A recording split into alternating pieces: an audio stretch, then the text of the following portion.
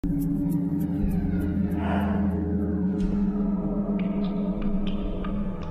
40 kilómetros de Santiago, cuesta Las Achupallas, camino al Cajón del Maipo.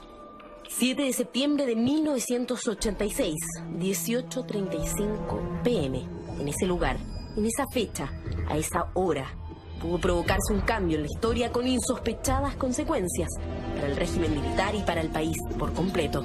Hace exactos 30 años ocurrió el atentado a Pinochet, que dejó como saldo 5 muertos y 11 heridos.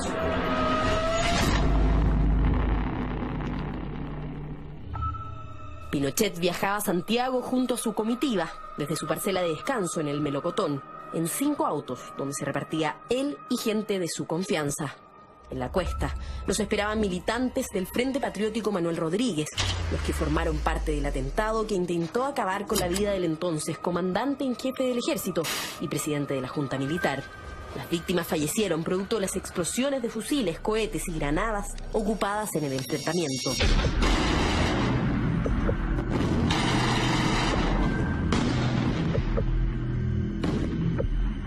Este episodio causó gran revuelo en el país. Horas más tarde, al volver Pinochet a Santiago, se declaró estado de sitio y se inició una persecución por parte de militares y agentes de la CNI para capturar a los responsables del atentado. Tras un nuevo aniversario de este hecho, Jorge Baradit, autor de La Historia Secreta de Chile, repasará cada una de las etapas que constituyeron el atentado, cómo se gestó, cuál era el plan, cómo se desencadenaron los hechos esa jornada, cómo se vivió la cruenta venganza y qué pasó con sus protagonistas. La operación Siglo XX en detalle, en Mentiras Verdaderas.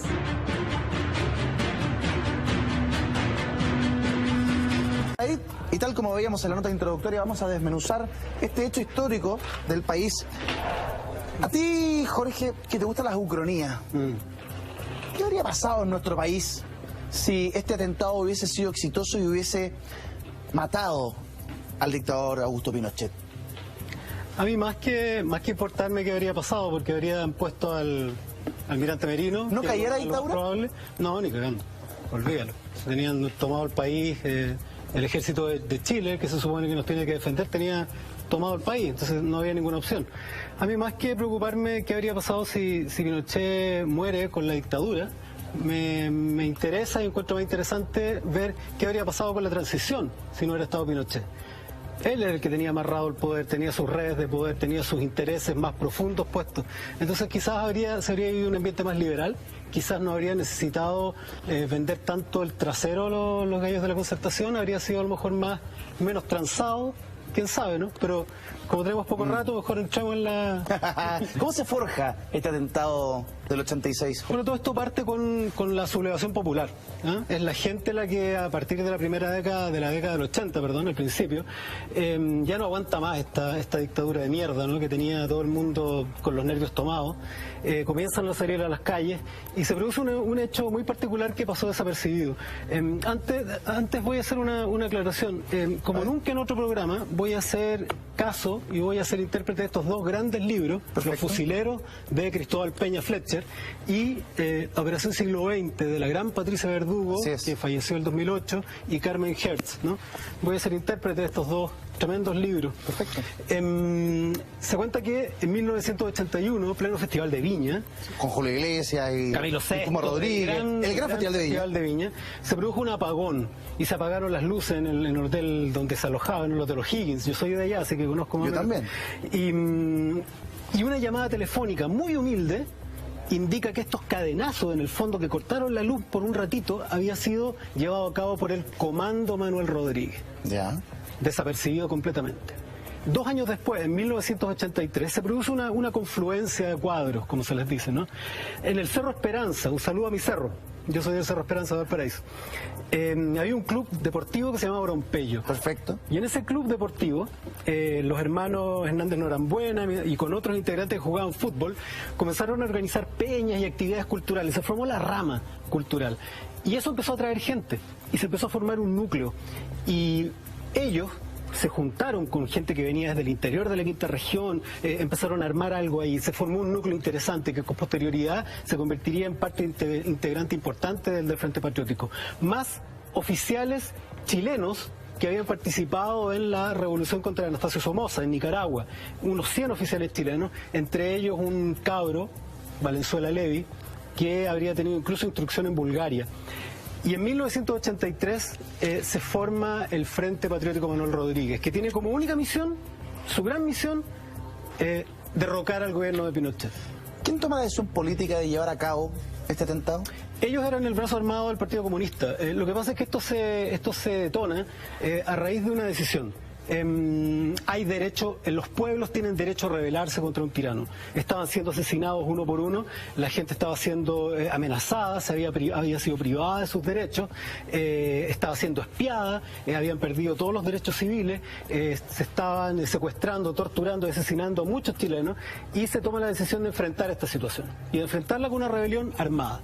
Y es así como después de estos años donde las protestas crecen en cantidad de gente y en violencia además, durante el verano de 1986, la Dirección Nacional del Frente Patriótico Manuel Rodríguez y su jefe máximo, el comandante José Manuel, que era el ingeniero Raúl Pellegrín, toma una decisión.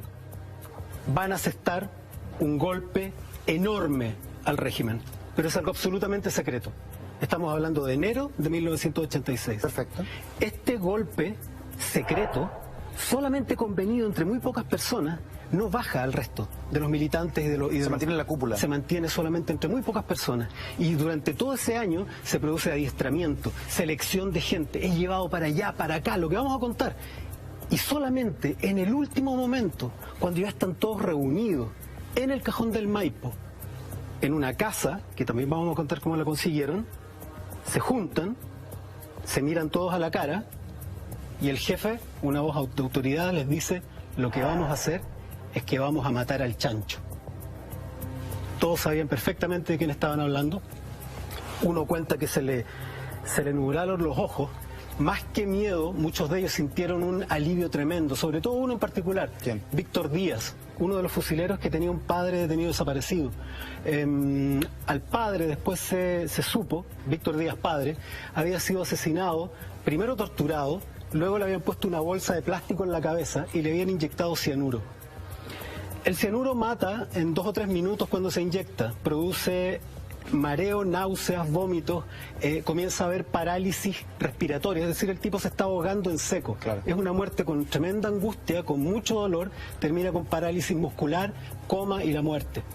Entonces él, junto al resto, estaban emocionados. Lo que les dice el comandante que estaba a cargo de ellos, Valenzuela Levi, el comandante en resto, es que existe un 1% de posibilidad de salir vivo. O sea, es una operación kamikaze. Es una operación kamikaze y que no tiene vuelta atrás. ¿Cómo, Jorge, se eligen a las personas que van a participar de este atentado? ¿Bajo qué parámetros? Bueno, muchos de ellos tienen adiestramiento militar, pero no eran todos expertos ni mucho menos en tiro. Lo que primaba era la confianza. Sí, lo que era más importante era elegir a integrantes con motivación, con intereses particulares, con decisión y calma. Hecho que incluso durante los días en el Cajón del Maipo, cuando ya están acuartelados, se siguen revisando, los siguen mirando, los siguen observando para ver sus reacciones. En cualquier momento algunos le pueden decir: tú no vas a resistir, sal de acá, ¿no? Y queda descolgado. Pero eso no ocurrió. ¿La inteligencia de Pinochet nunca supo nada de esto? Bueno, ellos estaban muy preparados, ¿no? De hecho, la comitiva de Pinochet, porque recordemos que esto se trataba de la casa que Pinochet tenía en el Melocotón, claro, en el Cajón del Maipo. Ellos estaban muy preparados, sobre todo con un evento bien particular que lo vamos a contar después. Tenían grupos adelantados que iban revisando si habían explosivos, si las carreteras estaban expeditas. Había un trabajo de inteligencia muy importante. Lo que pasaba es que nunca se habían topado con una organización como la que tenía el Frente. No eran cabros politizados solamente, eran de verdad cuadros militarizados, era un pequeño ejército. El Frente llegó a tener 4.000 miembros en algún momento y se especula que entre 100 y 500 soldados armados y adiestrados, con ¿no? entrenamiento. Ellos en 1983 y el 84 ejecutaron casi 1.200 atentados explosivos. Una ética tenían: no dañar a ningún civil, ¿no? Nunca hubo esto no se trataba querían separarse de la idea del terrorista. Claro. Este gallo que va y pone una bomba en un supermercado, o que, de hecho, cuando decidieron matar a Pinochet, recibieron ofertas de gente, incluso de personas, cuenta la Patricia Verdugo, de avanzada edad, que se ofrecía para, con un chaleco explosivo, en estas giras que hacía Pinochet y saludaba a la gente, hacerlo detonar. Y ellos dejaron de lado esa posibilidad, justamente para no ocasionar daños a civiles. El plan tenía que ver con derrocar derechamente al presidente, al dictador, ¿no? Este gallo. Y se produjo o llevaron adelante un plan de inteligencia tremendo. Todo esto es realmente una película de espionaje. Hay que pensar que todo esto parte con gente vestida de ejecutiva, caminando por cuadras alrededor de la casa de Pinochet, parejas de enamorados en una plaza, tomando nota de los recorridos que hacía Pinochet, a qué hora salía, a qué hora entraba. Elegir el punto exacto. Ese lugar donde se hizo la Cuesta Chupaya no es casual. Chupaya, no. Estudiantes, cabros disfrazados de estudiantes, vendedores ambulantes, toda una red que tenía, pero al dedillo, cuál era la rutina de Pinochet, al punto de incluso predecir o intentar predecir el azar al que el propio grupo de inteligencia sometía a la comitiva. Es decir, no siempre tenían que ir por los mismos lados, pero estos ya tenían, como habían alternativas reducidas, ya tenían todo más o menos cachado. Y fíjate que la primera decisión que ellos toman de asesinar a Pinochet, de este tiranicidio, ¿no? este regicidio, como se le llama también, es emular un atentado que se cometió en 1973 en España. Había un precedente parecido. Carrero Blanco, que era el presidente que imponía a Franco, en el fondo, al que la ETA lo hace volar por el aire con un explosivo puesto bajo el pavimento, ¿no? Y ellos primero pensaron en hacer ese ejercicio. Y con ese objetivo solicitan la ayuda de una mujer que arrienda una masandería en Las Vizcachas. ¿Ya? Y esto es muy entretenido, entretenido entre comillas, pero es muy entretenido porque ellos se ponen a producir pan y empanadas para no despertar la sospecha de nadie, porque ese punto en Las Vizcachas era especial para hacer un túnel. Ellos pasaron semanas haciendo túneles, sacando la tierra escondido, porque los lugareños eran muy sapos y preguntaban: ¿y quién es esta gente nueva? Entonces ellos armaron un túnel, primero construyeron una habitación que daba por un piquete, después un túnel, y consiguieron llegar hasta el centro de la carretera. Pero hubo un problema. ¿Cuál? Carrizal Bajo. En agosto, a principios de agosto de 1986, la internación de armas es descubierta, es desmantelada la operación, solamente unos pocos armamentos son logrados recuperar, y entre lo que no se logró recuperar estaban los explosivos que iban a ser utilizados. Y ahí deciden cambiar el plan. Ahí deciden cambiar el plan en 180 grados, tienen que abandonar la idea del explosivo puesto por debajo y toman la decisión de algo que se llama emboscada por aniquilación, que es cuando tú en un punto bloqueas y aíslas a un segmento de tropas, o en este caso de una comitiva, y lo atacas por todos los puntos posibles con el objetivo de la destrucción total. Perfecto. Y eso se define y en septiembre ya de 1986 ellos tienen en el Cajón del Maipo una casa arrendada, en La Obra se llama, una casa lujosa, porque todo este operativo logístico de conseguir autos, conseguir arriendos, había sido hecho por dos personajes bien interesantes. ¿Quiénes? César Bunster, que se había educado en el extranjero, él había sido hijo de un ministro de Allende. Tenía mucho mundo, era alto, era buen mozo, y un personaje que es también de novela. Cecilia Magni, alias la comandante Tamara, que era una mujer súper interesante, así como siempre pensamos en estos héroes populares, de la Pincoya. La Cecilia Magni era de clase alta. La Cecilia Magni se salió de cuarto medio, o estudió en el colegio Grange School, y ella tomó una decisión política súper ruda, deja de lado a su familia y se junta con esta gente para iniciar una rebelión popular. Bien impactante, Jorge, el hecho de que se haya preparado durante tantos meses. Se toma la decisión en enero del 86 de perpetrar este atentado. Se toma la decisión y se planifica y se trabaja para un plan, el cual a partir de Carrizal Bajo, que ocurre en agosto del 86, se viene abajo, deciden de agosto a septiembre, en un mes, cambiar el plan. Sí. Fue esa premura, fue ese cambio de plan el que hizo que justamente no resultara el atentado a Pinochet, finalmente no pudieran matar a Augusto Pinochet. Yo creo que no. El plan y la emboscada fracasó por otras razones. Con la historia se ha más o menos identificado cuáles son los puntos de error, pero primero hay que entender que los objetivos se fueron consiguiendo, es decir, se aisló en un lugar donde no había comunicación por radio para que pudieran pedir ayuda. Se consiguió aislar y detener a la comitiva y se consiguió tirotear, disparar y lanzarle cohetes al auto donde iba Augusto Pinochet. Entonces, los fallos vinieron por otros lados. Lleguemos al 7 de septiembre de 1986, el día del atentado. Mira, toda esta gente estuvo en un estado de tensión tremendo. Tú no podías tener a 25 tipos metidos en una casa, ¿no? Porque incluso, a pesar de todas las medidas de seguridad que tomaron, hay unas declaraciones de unos lugareños que decían: no, pero si ahí parece que hay terroristas. No. Sí, igual se corre la voz. Claro, se corre la voz. Son unos gallos raros que parecen unos hippies, parece que son medios terroristas los que viven ahí. Y incluso en una de las declaraciones que se recogen, ¿ya? Los tipos decían: no, si parece que más encima son maricones. Además, a puro hombre. Terroristas y homosexuales. Claro. ¿Qué más sucedió aquel día? Quiero que Jorge Baradit lo cuente a la vuelta de esta tanda comercial. Ya regresamos. Jorge, llegamos al 7 de septiembre de 1986, el día del atentado en el Cajón del Maipo. Que no era el día original. No era el día original. El día original era una semana antes. Una semana antes habían ya preparado todos estos tiradores, algunos ni siquiera habían tomado una M16, hicieron ejercicios de tiro de una forma bien particular, en una sala oscura, una vela, y se hacía ejercicio de tiro en seco, tac, tac, para que aprendieran a disparar las armas. Se usaban los dedos con cianocrilato, gotitas. ¿Ya? Se echaban la gotita en los dedos para no dejar huella. Tuvieron una cantidad tremenda de cuidados.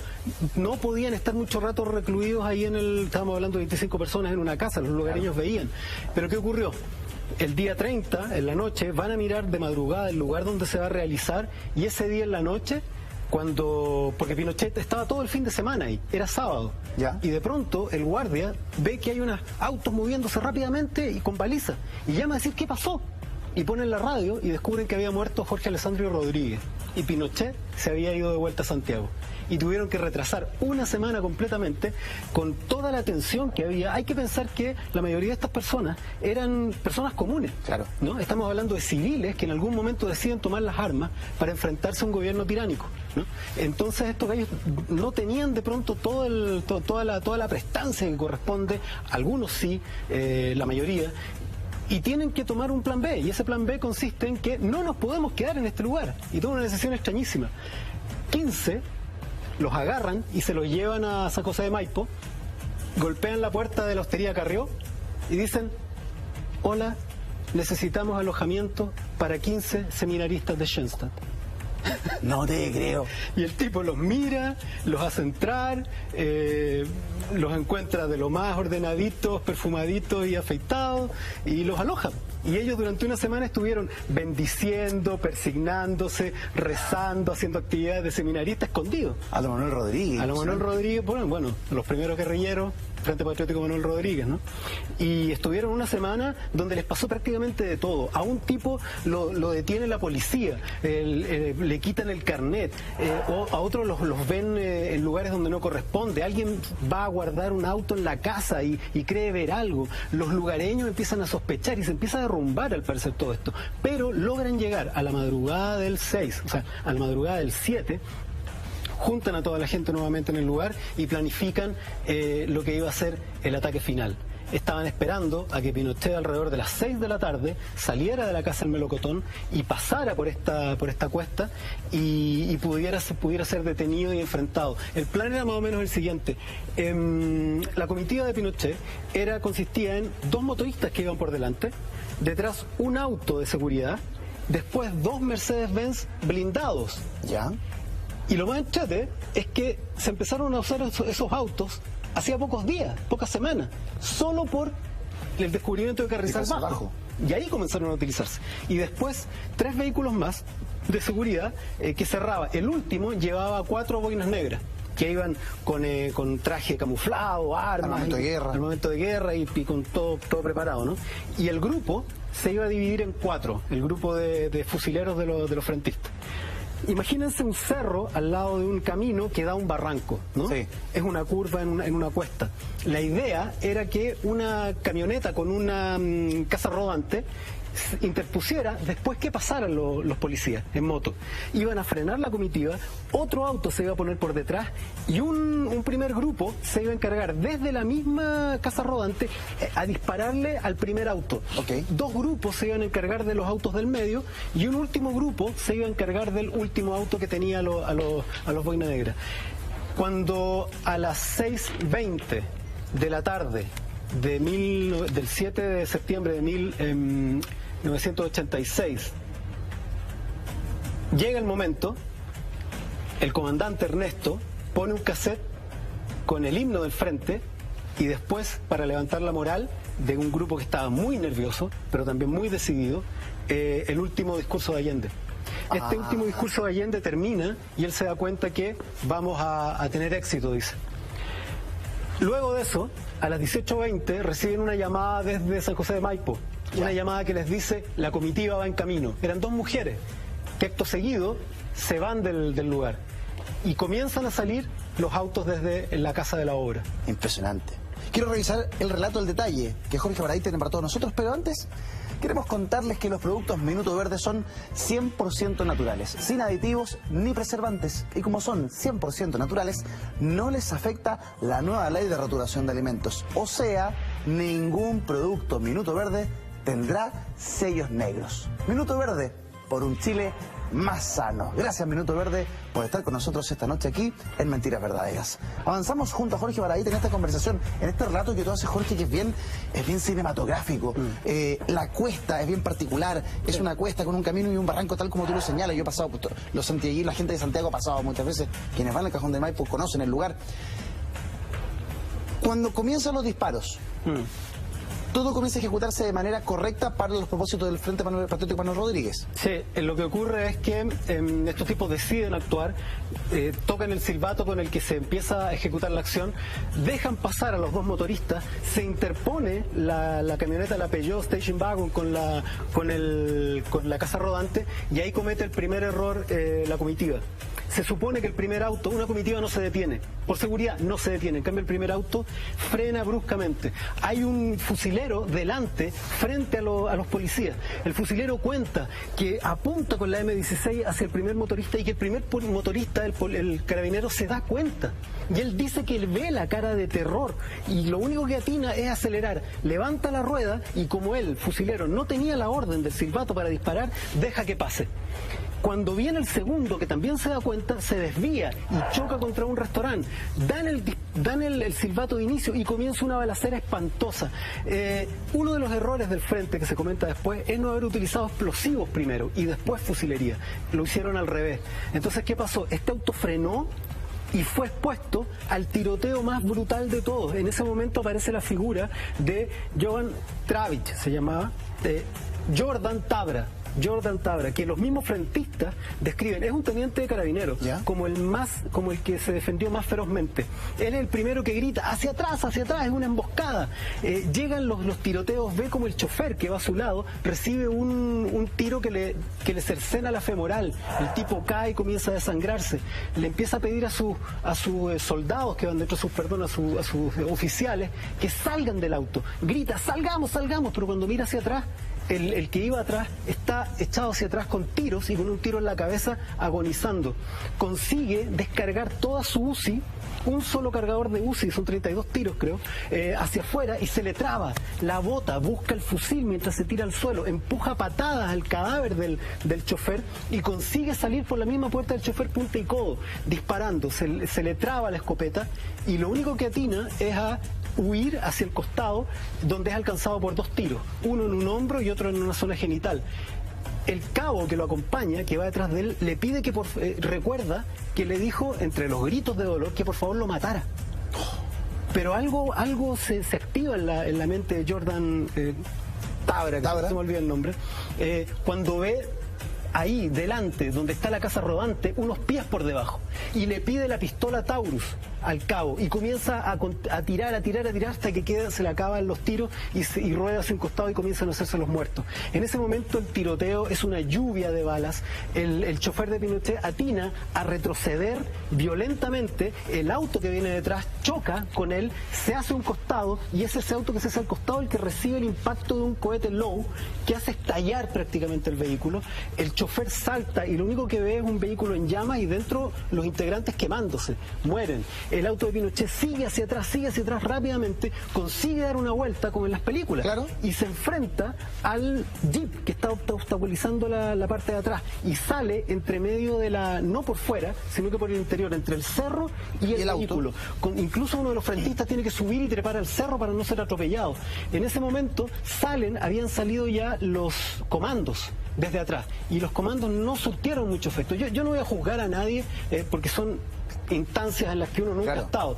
Dos de ellos se parapetan, y los que salen hacia el costado del barranco, uno se tira al barranco, no sé bajo qué circunstancias se arroja al barranco, y los de acá agotan sus balas. Con posterioridad, cuando quedan solamente dos, porque matan a uno de ellos, los dos que quedan deciden también arrojarse por el barranco y no continuar el tiroteo, ¿no? Claro. Y quedan esos comandos ahí en el borde, con ciertas heridas producto de la caída. Creo que son 40 metros los que ellos caen. Tú me hablas, Jorge, de un cohete Low que impacta a un vehículo que lo hace explotar. Sí. ¿Por qué no llegó ese cohete Low al vehículo que transportaba a Pinochet?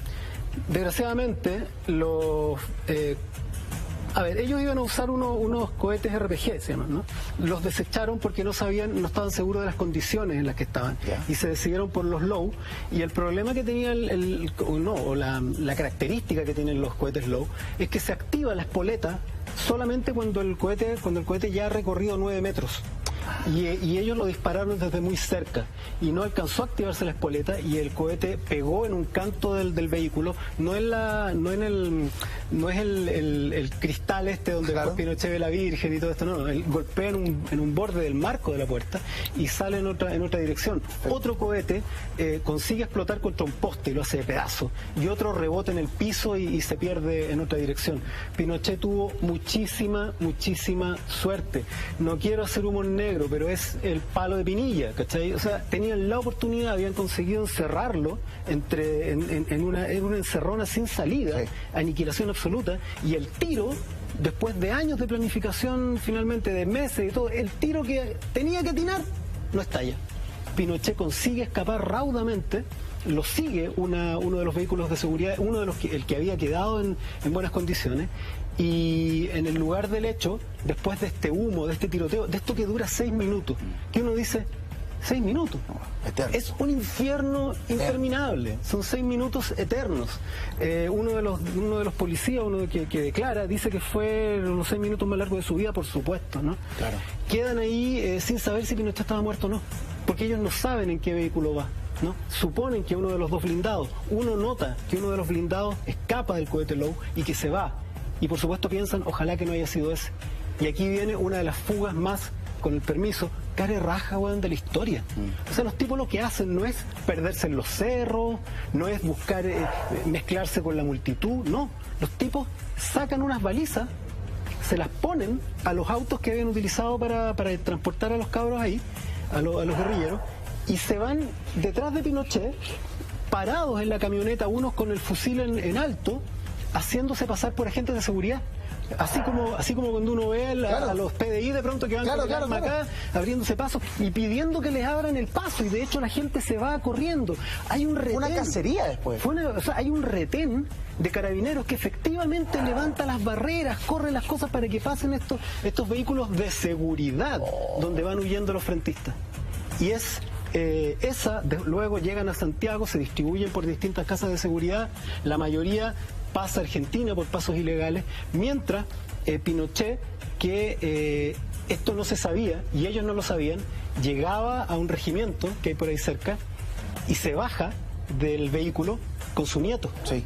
Iba con Rodrigo, su nieto, que fíjate que yo no tenía idea, él cumple una función en un momento, por la sangre y por resto, el piloto, el chofer de Pinochet, se queda sin visibilidad por los espejos laterales. Y es Rodrigo, según cuenta él, el que mueve la cortina del paraíso trasero y consigue que haya visibilidad para poder maniobrar y huir del lugar. Increíble. Podríamos decir quizás que es el único momento, al menos del siglo XX, en que un oficial de ejército chileno se ve enfrentado, ¿no? Se ve involucrado en un enfrentamiento militar. Y salva la vida gracias a la pericia de su chofer, sí, básicamente, a la suerte. Sí. Y luego de aquello se comienza a gestar quizá uno de los periodos más oscuros de la dictadura, la venganza, sí, de aquel atentado. Se dice que esa misma noche Álvaro Corbalán, ese personaje atroz de nuestra historia, ese monstruo, dice: el cóndor tiene hambre. Frase clave para desatar un infierno. Se secuestra a 4 personas, se secuestra a políticos también, a Jaime Ales, también Ricardo Lagos se ha involucrado, pero son asesinados, secuestrados y asesinados José Carrasco, periodista, Felipe Rivera, Gastón Vidaurrázaga y Abraham Muscalvit esa noche. José Carrasco era un periodista, no era un activista, no era militar, no era guerrillero, no estaba involucrado en alguna lucha armada de ningún tipo. Él era un periodista y fue secuestrado, llevado a un muro en el Parque del Recuerdo, ahí en Quilicura, y fusilado. 10 tiros en el pecho. Mataron a un civil esa noche en venganza.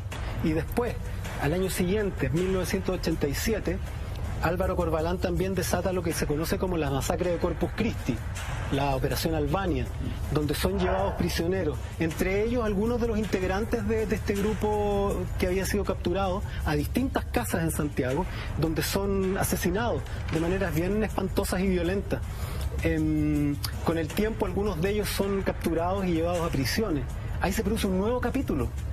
Se fugan utilizando un túnel en 1990, más o menos, creo que en enero. Se fugan en una especie de burla, porque intentaron hacerlo lo más rápidamente posible para fugarse aún en dictadura. El cambio de mando se iba a hacer en marzo, ¿no? Y después el broche de oro, ¿no? Que es cuando Hernández Norambuena y otros, en esta operación con el helicóptero, son rescatados en una cuestión que es de James Bond. En la cárcel de alta seguridad. Exacto. Hay mucho que decir al respecto, muchas frases que decir. Y hay una muy importante, creo yo. Hay una frase que se llama derecho a la rebelión. Cuando se juzga esto, y se juzga como terrorismo, cuando se juzga como acciones de violencia, tenemos que entender qué estaba viviendo el país en ese momento. El derecho a la rebelión está amparado hasta por la Declaración de la Independencia de Estados Unidos. El derecho a la rebelión está amparado por la Declaración de Derechos Humanos del Hombre, de la Declaración de Derechos Humanos de la ONU. Es un principio inalienable, es un derecho rebelarse contra una tiranía. El preámbulo de la Declaración de Derechos Humanos dice: considera esencial que los derechos humanos sean protegidos por un régimen de derecho, a fin de que el hombre no se vea compelido al supremo recurso de la rebelión contra la tiranía y la opresión. Desde mi punto de vista, estos son civiles patriotas, que tomaron las armas para defender y derrocar del país a un tirano asesino. Y así como debería ser visto por nuestra historia, en mi opinión. Adhiriendo a aquel principio. Hoy he tenido la suerte de ser testigo presencial de el fin del primer siglo de Jorge Sagraí de Mentiras Verdaderas, pero tú emprendes nuevos rumbos y definitivamente volverás en algún momento a nuestro programa, Jorge. Sí, por supuesto. Yo quiero darle las gracias a Mentiras Verdaderas, a la red, al Nacho, que lo está pasando muy bien. Muy bien. A ti, por supuesto, y al equipo completo, porque me dieron libertad de decir lo que yo quisiera, como yo quisiera, en el momento que yo quisiera, y consiguieron abrir una ventana. Este espacio, en Mentiras Verdaderas, es parte de una pequeña revolución que se está viviendo en el país, que es la de abrir ventanas y puertas para que nuestra historia sea revisitada, revisada a la luz de nuevos acontecimientos. Yo les quiero dar las gracias también a los espectadores que me han seguido de jueves a jueves accidentadamente, y decirles que nos vamos a ver pronto, que esto no termina acá. Un saludo a Reinero y un saludo a todos. Un abrazo grande. Tremendo porteño, grande Jorge Baradit, tremendo escritor. Gracias amigo mío por estar con nosotros. Un placer, que esté muy bien, sigan con Así Somos. Chao.